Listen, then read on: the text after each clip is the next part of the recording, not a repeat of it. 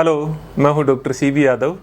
YouTube के इस मंच पे आप सबका स्वागत है। दोस्तों, आज फिर हम आपसे रूबरू हो रहे हैं साक्षात्कार का एक विशेष मुद्दा लेकर के, एक विशेष पहलू लेकर के। और आज का पहलू है साक्षात्कार के दौरान 10 ऐसी प्रमुख गलतियां जो सामान्यतः विद्यार्थी करते हैं।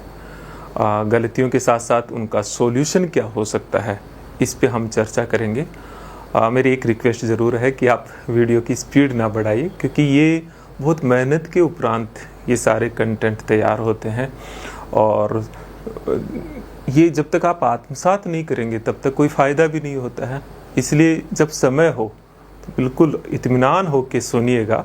निश्चित तौर पर एक चीज़ का विश्वास दिला सकता हूँ कि ये जो कंटेंट मैं बताता हूँ, जो मेरे अनुभव से चीज़ें मैं बताता हूँ, वो निश्चित तौर पर ही आपके लिए बेनिफिशियरी होगी।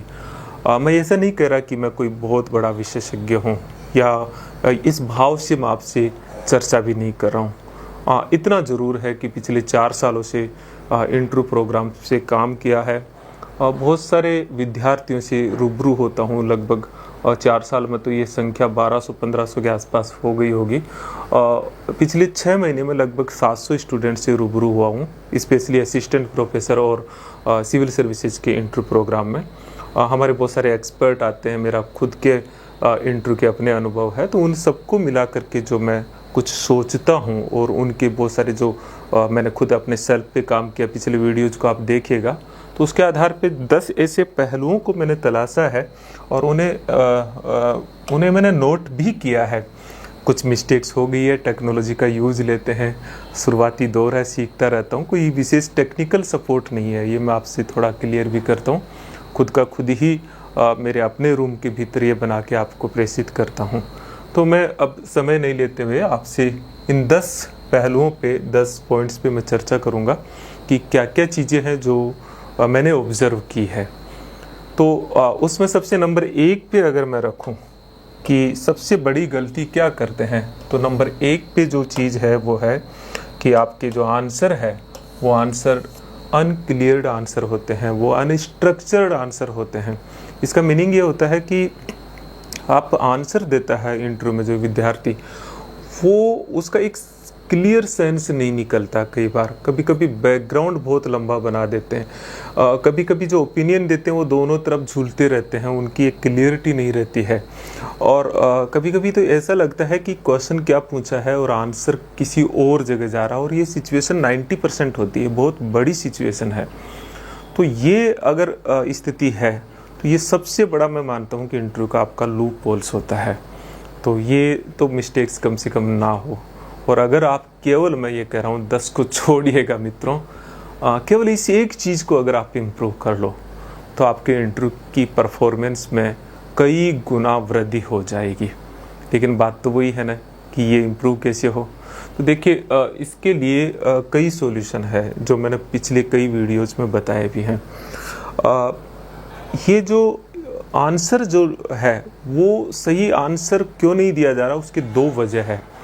फर्स्ट, आप क्वेश्चन को समझते ही नहीं है, और सेकंड, आपको क्वेश्चंस को स्ट्रक्चर करना नहीं आता है, और थर्ड, उसका अभ्यास नहीं है। तो ये 3 वजह मोटी तौर पर है। तो मैं आपको सजेशंस दूंगा कि इसके लिए आप सबसे पहले अपनी लिसनिंग कैपेसिटी को बढ़ाइए। मैंने एक पिछला वीडियो बनाया केवल इस बात पे कि हम हमारी इनर कॉन्शियस से कैसे जुड़े, हम चीज़ों को कैसे सही रूप में पहचाने। थोड़ा स्पिरिचुअल है, लेकिन आप सुनेंगे तो मदद करेगा। तो लिसनिंग कैपेसिटी को बढ़ाइए। थोड़ा क्वेश्चंस को सुनने के उपरांत और उत्तर देने के बीच में एक छोटा सा गैप लीजिए, लेकिन केवल इतने मात्र से नहीं होगा। आपको सुनने की क्षमता बढ़ानी होगी, आपको लिसनिंग कैपेसिटी को बढ़ाना होगा, और इसके लिए लगातार अभ्यास करें। और दूसरी चीज़ होती है कि आंसर को स्ट्रक्चर्ड किया जाए। आंसर को स्ट्रक्चर करने का भी अपना अभ्यास है कि जैसे सवाल आपने सुना, अब वो सवाल के पहलू कितने हैं ये अंडरस्टूड तुरंत माइंड के भीतर हो, और उसके बाद में उसका आंसर उसी तरह से एक सिस्टमेटिक ढंग से 3, जैसे आपने उसके 3 पहलू है, तो आप एक सबसे बेस्ट तरीका तो क्या होता है, सर इसके 3 पहलू, तो आप चूकेंगे भी नहीं। 1 2 3 है नहीं, आप 4 पहलू है तो आप 4 बताइए। या आप जब आंसर दे रहे हो तो सवाल के डायमेंशन को ज़रूर देखिए कि इसमें कितने डायमेंशन है, और जो चीज़ कहना चाहते हैं वो क्लियर कहिए। बहुत बार ऐसा भी होता है मित्रों कि आपकी शब्दावली बहुत जटिल होती है, तो शब्दावली बहुत सरल हो और बहुत क्लियर कहिए। जिस भाषा में सवाल पूछा गया है उस भाषा में उत्तर दीजिए। अगर आपको लगता है कि आपकी लैंग्वेज में वो थोड़ा टफ है तो आप दूसरी भाषा के लिए रिक्वेस्ट कर सकते हैं। अगर सवाल समझ में नहीं आए तो आंसर देने की बजाय ज़्यादा बेहतर है कि क्वेश्चंस को दोबारा पूछा जाए, और जब दोबारा एक्सपर्ट क्वेश्चंस आपको देता है उस समय उसको बहुत सरल तरीके से और थोड़ा लंबा और एक्सप्लेन करके आपके सामने क्वेश्चंस को रखता है। इतनी देर में आपको आंसर डिज़ाइन करने का भी मौका मिल जाता है। तो ये एक तरीका है। सॉल्यूशन के लिए तो मैं यही कहूँगा कि ये अभ्यास है। यहाँ मैंने जो स्टार रखा है ये थोड़ा सा एक मेथोडोलॉजी है कि आप जो एक सिचुएशंस को लीजिए, फिर उसके बाद में टास्क, जैसे सिचुएशनल क्वेश्चंस होते हैं ना, उसमें सिचुएशन को टास्क को जोड़ते हैं, फिर एक्शन को जोड़ते हैं और फिर रिजल्ट क्या रहा, तो ऐसे क्वेश्चंस को आंसर बनाते हैं। या जैसे पहले आप मेन बॉडी लीजिए, फिर उसके बाद में पक्ष विपक्ष है तो वो लीजिए, फिर उसका सॉल्यूशन है तो वो दीजिए, अपना ओपिनियन है तो वो दीजिए। तो क्लियरली आपका पहले से स्ट्रक्चर, आंसर स्ट्रक्चर करने का लगातार अभ्यास कीजिए, और ये प्रैक्टिस जनरली मैं अपने इंटरव्यू प्रोग्राम में करवाता हूँ। इसी तरह से दूसरी अगर हम देखें, आपका सबसे बड़ा जो फॉल्ट है या जो बार बार मिस्टेक्स होती है उसमें है ओवर कॉन्फिडेंस या अंडर कॉन्फिडेंस। आप कभी कभी होता है ना, आपकी बॉडी लैंग्वेज बड़ी एग्रेसिव बॉडी लैंग्वेज होती है, अपने आंसर में आर्ग्यू करने लग जाते हैं, मैं ही सही हूँ, ये बात कई बार इंटरव्यू बोर्ड के सामने होती है।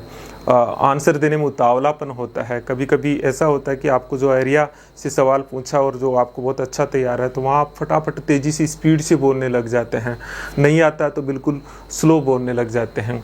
अंडर कॉन्फिडेंस, आपकी आवाज़ बहुत स्लो आवाज़ होती है। अगर क्वेश्चन आपने देखा होगा कि क्वेश्चंस के भीतर क्वेश्चंस निकलता है, तो आपका अगर डायरेक्शन गलत हो गई या आपको गलत जगह ले जाना चाह रहा हो, या कभी कभी खुद एक्सपर्ट जो है इंटरव्यू बोर्ड है वो आर्ग्यूमेंट पे ले जाता है, तो उस समय वो इंटरव्यू बोर्ड का मेंबर गलत होता है और आपको सरेंडर करवा देता है और आप उसको एक्सेप्ट करते हैं। कभी कभी बार बार सॉरी कहना, ये अंडर कॉन्फिडेंस की कई सिम्टम्स हम देखते हैं, कई लक्षण हम देखते हैं, कई व्यवहार हम देखते हैं। तो ये चीज़ भी एक बड़ी मेजर प्रॉब्लम है। क्या करना चाहिए? शांत रहना चाहिए, संतुलित रहना चाहिए इसके भीतर। कैसे, मतलब इनके बीच में ये कहना बड़ा आसान है, लेकिन कैसे करें? तो बेस्ट तरीका है वो है कि इसका तो अभ्यास होता है। मैं कई बार आपको ये बताया हूँ कि मेडिटेशन को आप अपने लाइफ में अडोप्ट कीजिएगा। इसी तरह से आई कांटेक्ट करने का जो आपका तरीका है उस पे आप अपने आप को ऑब्जर्व कीजिए, अपने आप को साक्षी भाव से देखिए और बार बार अभ्यास करें इस चीज़ को। आप सेल्फ अवेयर हो इस चीज़ के प्रति। तो ये एक दूसरी पॉइंट पे हम चर्चा करते हैं। चूँकि थोड़ा सा समय का दिक्कत है इसलिए मैं वो शॉर्ट में चर्चा कर पाता हूँ आप लोगों से। डिटेल से तो फिर मैं बैठ के डिस्कशन करता हूँ। एक तीसरी मेजर प्रॉब्लम है वो है आपकी बॉडी लैंग्वेज का रोबोटिक होना। आपका रोबोटिक का सेंस होता है कि एक आर्टिफिशियलिटी झलकना। इसकी मेजर कारण क्या है कि आप अलग अलग जगह सुनते हैं, इंटरव्यू प्रोग्राम्स देखते हैं, बड़े बड़े एक्सपर्ट से कुछ सुनते हैं। मैं ये नहीं कहता कि वो गलत बोल रहे हैं, लेकिन उनको एज इट इज़ अडोप्ट कर लेते हैं। और बहुत बार जहाँ एजुकेशन का मार्केटाइजेशन हुआ है, कमर्शलाइजेशन हुआ है, वहाँ पे मैं निश्चित तौर पे मानता हूँ कि इस तरह से कुछ चीज़ें डिज़ाइन कर दी जाती है कि उस सांचे की भीतर ऐसा लगता है जैसे डिज़ाइन होके आया है, और ये पहली नज़र में पता लग जाता है। तो ये स्थिति काफ़ी गंभीर स्थिति मानी जाती है। तो इसके लिए क्या किया जा सकता है? मैं इसमें बार बार कहता हूँ बी नेचुरल, लेकिन कहना बड़ा आसान है कि बी नेचुरल। नहीं, मैं आपसे कह दूंगा कि आप बिल्कुल नेचुरल रहिए, लेकिन सहज होना कोई इतना मुश्किल काम भी नहीं है। जब तक आपको अपने ऊपर कॉन्फिडेंस नहीं होगा तब तक आप सहज नहीं होने वाले। तो अपने ऊपर कॉन्फिडेंस रखिए इस बात को। कभी भी इंटरव्यू को ये नहीं समझे कि वो कोई आर्गुमेंट की जगह है। आप इसे देखिए कि वो एक कन्वर्सेशन है, बिल्कुल एक कन्वर्सेशन है। तो कन्वर्सेशन की तरह लीजिए उसको। एक संवाद है कि आप बात कर रहे हैं किसी से भी। ऐसा नहीं कि अपने ऊपर ओवर जो आप क्या बर्डन अब दबाव बना लेते हैं, उन सब से बचिए। इंटरव्यू से जस्ट पहले रिलैक्स होइए, पहली रात बहुत अच्छे से सोइए, थोड़ा सा हम जिसको कहते हैं कि स्थित प्रज्ञता, और परिणामों को आप ईश्वर पर छोड़िए, किसी और सत्ता पे छोड़िए, आप अपने काम पे फोकस करें। समझिए कि एक सामान्य संवाद कर रहे हैं। अगर आप ऐसा करेंगे तो निश्चित तौर पर ही ये जो भाव है ये गायब होगा धीरे धीरे। और किसी भी आंसर को, जो आपका आंसर आ रहा है उसको दिल से आने दीजिए। जैसे मैं आपके सामने बोल रहा हूँ तो मुझे नहीं पता कि जब मैंने शुरू किया तो क्या बोलना है, मुझे जो भी बताना है दिल से बताना है। ऐसे ही आप दिल से बताइए उसे, तो वो उसका इम्पैक्ट ही अलग पड़ता है। आप नेचुरल दिखते हो। पहले से कोई पूर्व धारणा मत बनाइए। अगर मान लीजिए कि कहीं कोई आपका ऐसा क्वेश्चन पूछ लिया जाए जो पहले से तैयार किया हुआ हो उसका आंसर, तो आप जल्दबाजी ना कीजिए और सेम वैसे के वैसे ना बताइए। किसी से सुने हुए शब्द अपने भीतर, अपनी नेचुरलिटी को भीतर से लेके आइए। तो आप समझ गए होंगे शायद मैं जो चीज़ आपको बताना चाह रहा हूँ। एक तीसरी चीज़, जो चौथी चीज़ जो सबसे मेजर चीज़ आ रही है, वो आ रही है बायोडाटा रिगार्डिंग आपका जो डिटेल एप्लीकेशन फॉर्म में जो आप सूचनाएं देते हो, उनको छोड़ करके बाकी सारी तैयारी कर लेते हो। आप सोचिए कि आपके बारे में, आपके एजुकेशन के बारे में, आपके एकेडमिक रिकॉर्ड के बारे में, आपके गैप के बारे में, आपकी हॉबीज के बारे में, आप क्यों बनना चाहते हैं, आपने क्यों छोड़ रहे हो किसी सर्विसेज को, आप इन सब चीज़ों के बारे में, आपके जो होम डिस्ट्रिक्ट है उसके बारे में, आपकी कल्चर के बारे में अगर कोई सवाल पूछा जाए और आप जवाब ना दें, तो इसमें तो कोई एक्सक्यूज नहीं हो सकता मित्रों। तो मैं बार बार सजेशन देता हूँ इस बारे में कि कम से कम आपका जो डिटेल एप्लीकेशन फॉर्म भरा है, या जो सूचना इंटरव्यू बोर्ड के पास में, या जो आपसे अतिरिक्त सूचनाएं वो चाह सकते हैं, उनके संदर्भ में कम से कम भी 50 क्वेश्चंस आप एक्सपेक्टेड क्वेश्चंस को तैयार कीजिए। ऐसे क्वेश्चन जिन्हें आप छोड़ दीजिए कि पूछे जाएंगे कि नहीं, सबसे पहले क्वेश्चंस लिखिए, फिर उनके आंसर्स पे प्रैक्टिस कीजिए। ऐसी स्थिति, क्योंकि ये सारा अगर आप कर लेते हो तो आपका इंटरव्यू का कम से कम शुरुआती दौर का जो बहुत सारी हर्डल्स है, बहुत सारे ऑब्स्टेकल्स है, वो दूर होंगे। तो ये चीज़ का मैं ज़रूर आपसे कहूँगा कि इसकी बहुत गहराई से तैयारी कीजिएगा आप। नहीं है, एक पॉइंट और हम 9 पॉइंट पे लिया, लेकिन यहाँ पे लेते हैं आर्ग्यूइंग, मतलब जो पैनल है उससे आर्ग्यूमेंट करना। कभी कभी ये स्थिति बनती है कि उसमें क्या होता है कि पैनल कई बार गलत होता है तो आप आर्ग्यूमेंट करने लग जाते हो। तो इसमें कई शब्दावलियों को प्रयोग करते हैं, जैसे सर जहाँ तक मेरी समझ है, सॉरी सर मैं आपसे पूर्णतः सहमत नहीं हूँ, हो सकता है आप सही हो। तो इस तरह की शब्दावलियों का प्रयोग करिए। जहाँ तक मेरी समझ है, नहीं है, जहाँ तक मुझे याद आ रहा है, नहीं है। तो इस तरह की शब्दावलियों का प्रयोग करने से क्या होता है कि आप उस आर्ग्यूमेंट से बचिए।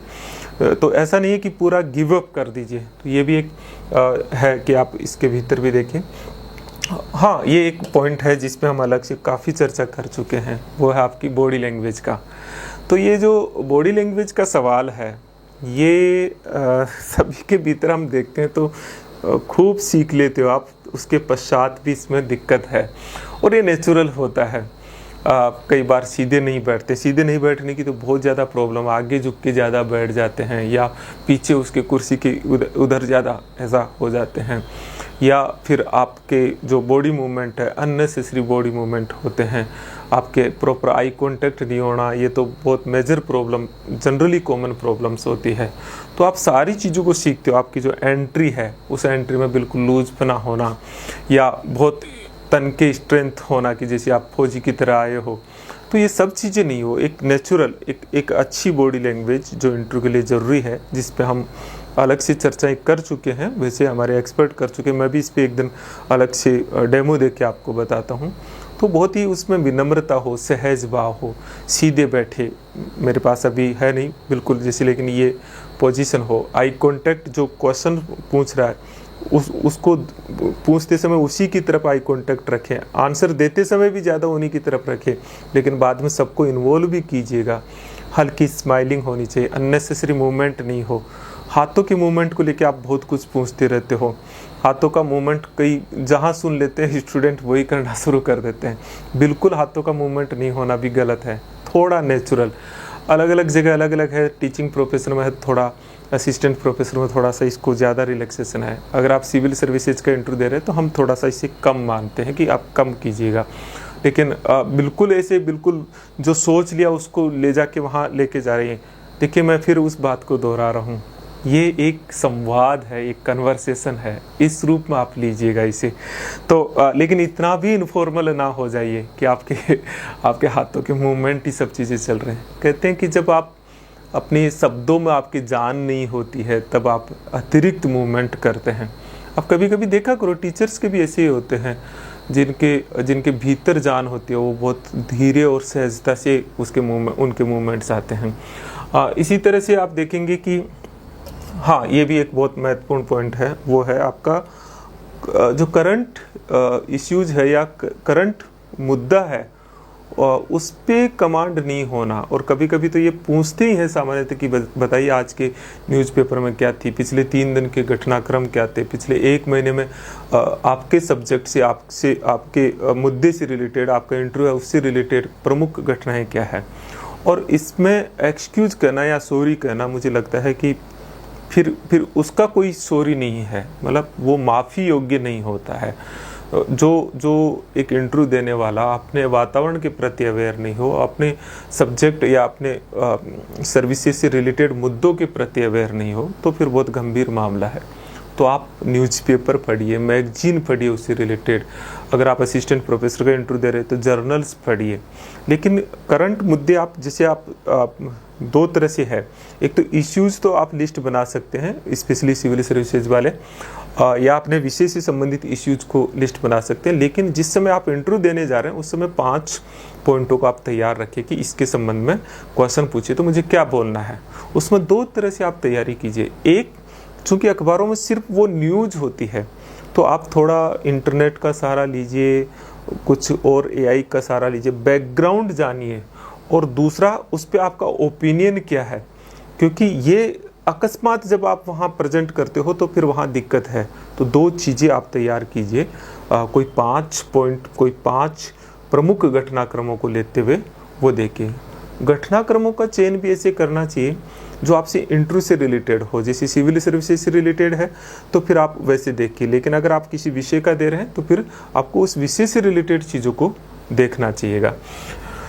इसी तरह से फिर हम एक पॉइंट लेते हैं जो मैंने डिफाइन किया है, वो है अनरियलिस्टिक आइडियलिज्म, मतलब अव्यावहारिक आदर्शवादिता का प्रदर्शन करना। विशेषकर जो सजेशन वाले या ओपिनियन बेस्ड क्वेश्चंस होते हैं उनमें स्टूडेंट्स ये मिस्टेक्स करते हैं।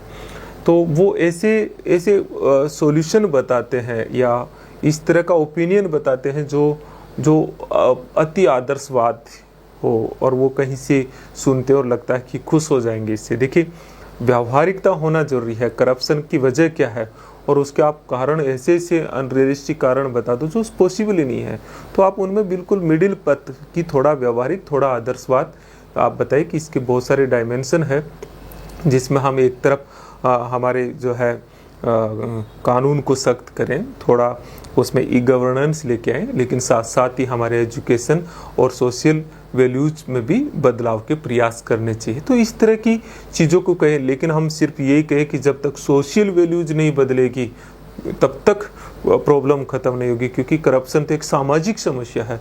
तो इस तरह से कभी कभी आदर्शवादिता आती है। और विशेषकर मैंने ये जो अनुभव किया, आप बुरा मानेंगे, कुछ स्टूडेंट जो थोड़ा एज में ज़्यादा हो जाते हैं जो स्टूडेंट, उनमें मैंने ये कॉमन प्रॉब्लम आइडेंटिफाई की है। तो वो थोड़ा अपने आप को नीचे, अपने आप को सही है, मतलब मैं ही श्रेष्ठ, मैं ही सही हूँ, ये वाला भाव थोड़ा रखिए। मैंने पिछला एक वीडियो बनाया, आपने देखा नहीं है उसको, जिसमें थोड़ा इपोके मेथड्स को यूज़ लेता हूँ जो हusserl ने दिया है, कि थोड़े अपने पूर्वाग्रह को हटाना, थोड़ा उन चीज़ों को हटाते हुए अपने भीतर एम्प्टीनेस लेके आए, तो फिर वो जो आपका जो सॉल्यूशन निकलता है वो बहुत ऑब्जेक्टिवली निकलेगा, नहीं है। तो इस तरह की चीज़ों को देखिएगा आप ज़रूर जो है।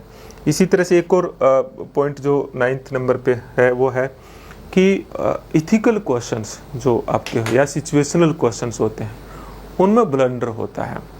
देखिए, ये हर प्रोफेशन की या हर सब्जेक्ट की अपनी एक एथिक्स और कोड ऑफ कंडक्ट होती है, और स्टूडेंट जनरली क्या करता है, अपनी एथिक्स से उसका जवाब देता है। और वहाँ ब्लंडर मिस्टेक होता है। पहले तो मैं आपको बहुत क्लियरली ये सजेशन दूंगा कि आप जिस सर्विसेज का इंटरव्यू दे रहे हैं, जिस भी जगह का इंटरव्यू दे रहे हैं, उसकी एथिक्स और कोड ऑफ कंडक्ट से अपने आप को कनेक्ट कर लो, पहले नेचुरली कनेक्ट कर लो, ताकि वो वहाँ पे एक तरह से द्वंद्व ना हो आपके भीतर और बाहर का। तो इथिकल क्वेश्चंस में बिल्कुल आप एक पॉइंट बनाइए कि सिविल सर्विसेज के ये जो एनोनिमिटी है, न्यूट्रलिटी है, ऑब्जेक्टिविटी है, इम्पार्शियलिटी है, इम्पैथी है, नहीं है, डेडिकेशन है, ये जो फाउंडेशनल वैल्यूज है एक शिक्षक के तौर पर जो है, डिसिप्लिन है, डेडिकेशन है, ऑनेस्टी है, उसकी इंटीग्रिटी बहुत ऊपर होती है, वो है, इंटेलेक्चुअल इंटीग्रिटी है। तो इस तरह से चीज़ों को रखिए। अपने सब्जेक्ट के प्रति बायसनेस वहाँ अनइथिकल नहीं है, क्योंकि वो होगा एक विशेषज्ञ के प्रति, विशेषज्ञ का अपने सब्जेक्ट के प्रति। तो इस तरह से चीज़ों को आप एक लिस्ट बनाइए कि इसकी कोड ऑफ कंडक्ट क्या है और इसके एथिकल वैल्यूज क्या है, और उनको बार बार मेमोराइज कीजिए, उनको थोड़ा मंथन कीजिए, जिससे कि इस तरह की दिक्कत ना हो। और लास्ट का एक पॉइंट और मैं डिस्कस करना चाहूँगा, वो है कभी कभी और जब आपका इंटरव्यू बहुत अच्छा होता है या आप बिल्कुल भी नहीं बोल पाते हैं, उसी स्थिति में इंटरव्यू बोर्ड ये आपसे सवाल पूछता है कि आपका कोई सवाल है हमसे, आपको थोड़ा जाते समय नॉर्मल करता है, और उसके पीछे उनका एक ऑब्जेक्ट होता है कि आप सवाल पूछते या नहीं पूछते। और उस समय सामान्यतः विद्यार्थी कहते नहीं सर, और ये ब्लंडर मिस्टेक है। अगर आपका सवाल नहीं है, आपको एक मौका दिया है, तो आप जिज्ञासु नहीं हो, आप अपने आप को पूर्ण मान बैठे हो, नहीं है। और सवाल कैसा हो, पहले तो सवाल नहीं होना बड़ा जो ब्लंडर है, और फिर सवाल कैसा हो ये इम्पोर्टेंट चीज़ है। तो सवाल आपसे रिलेटेड हो, जिसमें आप में कुछ जो उस जगह इंटरव्यू दे रहे हैं उसमें आने वाली चुनौतियाँ क्या है और उसमें आपका फ्यूचर क्या है। तो इस तरह के कुछ 2 या 3 सवाल तैयार रखिए कि इंटरव्यू बोर्ड मुझसे अगर ऐसा पूछता है तो मुझे क्या सवाल पूछना है। जैसे किसी एक युवा, आपको एक कॉमन सवाल ये बता सकते हो सर, युवाओं को इस क्षेत्र में किस तरह के चैलेंजेज है और उन्हें क्या करना चाहिए, क्योंकि आप इंटरव्यू के तौर पर बिल्कुल फ्रेशर हो। तो इस तरह से सवाल पूछ सकते हैं। कुछ एकेडमिक क्षेत्र में पूछ सकते हो सर, इस विषय के भीतर जो नए प्रकाशन जो है वो उनकी जानकारी मुझे कम है, तो वो कहाँ से मुझे मिल सकती है, कृपया आप बताएंगे तो मुझे लाभार्जन होगा, मुझे ज्ञानवर्धन होगा। इस तरह से भी चीज़ें पूछ सकते हो। कुछ इंटरव्यू के दौरान कोई ऐसा एरिया रहा हो, ऐसा क्वेश्चंस रहा हो जिसका आपको आंसर नहीं आया हो, तो पर्टिकुलर उस मेंबर से उसका आंसर भी पूछ सकते हैं। तो आप क्वेश्चन ज़रूर पूछिए उस समय जब आपको मौका दिया जाता है इंटरव्यू बोर्ड से। तो सामान्यतः मैंने ये 10 पॉइंटों में इन सब चीज़ों को समेटने की कोशिश की है। हालांकि असिस्टेंट प्रोफेसर के इंटरव्यू में कुछ अलग चीज़ है, वहाँ रिसर्च ओरिएंटेड या जो एकेडमिक एथिक्स से रिलेटेड चीज़ें हैं, और सिविल सर्विसेज में कुछ गुड गवर्नेंस और हाइपोथेटिकल क्वेश्चन से रिलेटेड है। उन पे हम फिर जो मिस्टेक्स करते हैं उन पे अलग लेक्चर रखेंगे। लेकिन ये 10 मिस्टेक्स तो वो है जो सभी विद्यार्थी जो इंटरव्यू के दौरान मोस्टली देखी जाती है, और उनमें से जिन को आप कम करते हो यही आपके इंटरव्यू की प्रिपरेशन है। और मोस्टली स्टूडेंट्स मुझसे कहते हैं कि हमें इंटरव्यू की प्रिपरेशन करनी है, या हम इंटरव्यू की प्रिपरेशन क्या कर रहे हैं। तो इंटरव्यू की प्रिपरेशन का मतलब क्या है? तो जैसे कुछ कर रहे हो, मैं कई बार कहता हूँ कि जो गलत कर रहे हो उनको कम कर देना ही सबसे बेहतरीन आपकी साक्षात्कार की तैयारी होती है। और अगर आप हमारे इंटरव्यू प्रोग्राम जो चल रहा है उससे अगर आप कनेक्ट होना चाहते हो और उसकी कुछ मदद आप लेना चाहते हो, तो फिर 2 प्रोग्राम्स तो चल रहे हैं, फिर और देखते हैं, आपकी कोई ज़रूरत होगी तो और भी देखेंगे। एक है असिस्टेंट प्रोफेसर का इंटरव्यू प्रोग्राम चल रहा है, ये हाइब्रिड है, मतलब ऑनलाइन ऑफलाइन दोनों का एक मिक्स मॉडल किया है। केवल ऐसा नहीं, थोड़ा अलग तरह से डिज़ाइन किया है जो मुझे ही लगा। ये सारा देखिए, मैं जितनी बातें बोलता हूँ मेरा अपना भीतर का क्रिएशन होता है, बाहर से चीज़ें लेता हूँ बहुत सारी, लेकिन फिर उसके बाद में भीतर से क्रिएशन होता हो। इसी तरह से ये डिज़ाइन भी मुझे जो लगा कि कौन सी चीज़ मदद कर सकती है, तो कहीं से नकल नहीं की। उसके बाद में मैंने देखा कि कई जगह इस तरह से इस चीज़ों को अडोप्ट किया, और बहुत अच्छी बात है, अडोप्ट करना भी चाहिए, क्योंकि हम कोई भी क्रिएटर नहीं होते हैं, हम सभी लोग कहीं ना कहीं से चीज़ें लेते हैं। तो एक होता है 1-to-1 सेशन जिसमें मैं डिटेल डिस्कशन करता हूं, और उसमें मॉक से लेके सारी चीज़ें एक लगभग 1 आवर का होता है। ऑनलाइन ऑफलाइन दोनों होते हैं। ओरिएंटेशन सेशंस होते हैं, इसमें बहुत सारे हमारे एक्सपर्ट हैं, उनके रिकॉर्डेड सेशन भी है, और वर्चुअली लाइव सेशन भी समय समय पे होते हैं। बोर्ड टीचिंग सेशन इसमें चूँकि असिस्टेंट प्रोफेसर में बहुत ज़रूरी होता है, ये ऑफलाइन ऑनलाइन दोनों होते हैं, और ये बहुत ज़रूरी है। इसमें NEP पे रिकॉर्डेड भी है, कुछ में चर्चाएं आप जो करते हैं तो मैं उस पर डिस्कशन भी करता हूँ। मेरी बुक है देश के विमर्श, उसका फर्स्ट चैप्टर NEP पे ही है। इसी तरह से एक्सपर्ट से मीट होती है। फिर मॉक इंटरव्यू के लिए ये मोस्टली अभी क्योंकि स्टूडेंट बहुत अलग अलग जगह रहते हैं, आ नहीं पाते हैं, तो ऑनलाइन मोड पे ही ज़्यादा होता है। और इसी तरह से ज़रूरत होती है तो हम रखते हैं। कभी कभी स्टूडेंट्स बहुत जगह ले लेता है तो हम फिर एक्स्ट्रा सेशन में मेरा देता हूँ। उसमें RS का जो interview programme, specially civil services में भी RS का चल रहा है, दूसरी PSCs का होगा तो वो भी होगा। उसमें भी ये 1-to-1 सेशन है, ओरिएंटेशन सेशन है, करंट इश्यू और सिचुएशनल और एथिक्स और गुड गवर्नेंस, इन पे 3 पे थोड़ा अलग चूँकि इसकी ज़रूरत है, तो उस पर करंट इश्यूज़ पे हम ग्रुप डिस्कशन करते हैं वर्चुअली। इसी तरह से जो सिचुएशनल क्वेश्चंस, एथिक्स, इनकी रिकॉर्डेड भी है, और मैं चूँकि मेरा अपना पार्ट है तो मैं आपको बताता रहता हूँ। इसी तरह से फिर मॉक इंटरव्यू अगर आपको ज़रूरत है, क्योंकि बहुत सारे स्टूडेंट बहुत जगह ले लेते हैं, अगर है तो जैसे मैं 2 सेशन ये देता हूँ, उसकी जगह 3 सेशन फिर मैं दे देता हूँ। और अगर आपको एनरोलमेंट करना है इस सारी प्रक्रिया में तो CB कैंपस ऐप है, ये देखिए, आप गूगल प्ले स्टोर पर जाएंगे तो CB कैंपस ऐप है, उस ऐप को डाउनलोड करेंगे और उसमें जो कोर्स है पर्टिकुलर, उस कोर्स को आप ले लेंगे तो फिर कनेक्ट हो जाएंगे, फिर हमारी टीम आपसे कांटेक्ट कर लेती है। और अगर आप और डिटेल कोई जानकारी चाहिए तो मैं एक नंबर दे रहा हूँ 7412902955, इस नंबर पे आप कांटेक्ट करें। मुझसे भी आप संपर्क कर सकते हैं, ऐसा नहीं है। मुझसे मतलब अगर आप मेरा कांटेक्ट नंबर चाहते हैं तो मुझे सिर्फ टेक्स्ट मैसेज करेंगे मित्रों, नहीं है, आप कॉल नहीं करेंगे। मैं खुद आपको टाइम बताऊंगा, उस समय आप कॉल करेंगे 9887898181। इस पे आप टेक्स्ट मैसेज कर दीजिए, मैं आपको टाइम बता दूंगा, फिर हम डिस्कस कर लेंगे। लेकिन जो ज़रूरी हो मेरे लिए वही, ऐसा नहीं अननेसेसरी करते तो फिर वो आप समझिए, समय बहुत बहुत महत्वपूर्ण। और एक विश्वास पे मैं आपको मेरा पर्सनल नंबर देता हूँ, मेरे पास एक ही नंबर है, कोई दूसरा नंबर भी नहीं है। तो मैंने एक डिस्कशन किया है और मुझे विश्वास है कि ये आपके लिए मददगार होगा। आप कमेंट्स भी कीजिएगा, मुझे बताइएगा भी, और भी अगर कोई आपको लगता है डाउट्स तो वो भी आप नीचे कमेंट बॉक्स में लिख दीजिए। लेकिन लास्ट में मैं सिर्फ इतना ही कहूँगा मित्रों कि इंटरव्यू की प्रिपरेशन में आप डिजाइनिंग मतलब एक आर्टिफिशियली जो है वो ना बने। आप भीतर से अपने सबकॉन्शियस माइंड को ऐसे ट्रेन कीजिए कि नेचुरली आपके आंसर आए, स्ट्रक्चर आपके आंसर आए। आप अपने व्यक्तित्व का निर्माण ऐसे कीजिए। इसलिए केवल नॉलेज ले लेना या पढ़ लेना ये इंटरव्यू की प्रिपरेशन नहीं है। इसमें लगभग सभी लोग मोर एंड लेस एक जगह ही रहते हैं।